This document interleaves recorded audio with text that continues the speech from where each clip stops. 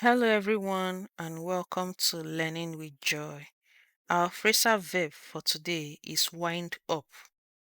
Wind up has different meaning depending on the context in which it is being used. Wind up means to end or finish something quickly. It means to bring something to a conclusion. Sentence examples. The speaker was just winding up her presentation when the fire alarm went off. The festival will wind up with a grand fireworks display. Let's look at the difference between wind up and wind down when it comes to the process of closing. People often confuse wind up and wind down when discussing the process of closing something. Wind down and wind up have distinct connotations. Where wind up means to bring something to a conclusion quickly. Wind down means to gradually bring something to an end. Wind down is used when the process of closing is slow and gradual. For instance, the company is winding down its operations over the next 6 months.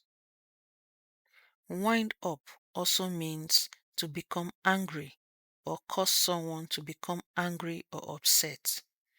This is usually used in British English. Sentence examples. Don't let him wind you up. He's just trying to get a reaction. She gets wound up over the smallest things. Wound up is the past tense of wind up. Wind up can mean to find oneself in an unplanned or unexpected place or situation. Sentence examples. We took a wrong turn and wound up in the middle of nowhere. I never thought I would wind up living in Paris.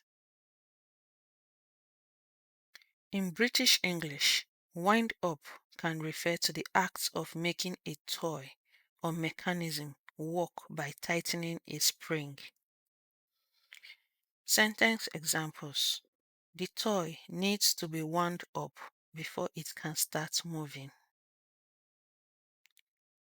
Wind up the clock every day to keep it running.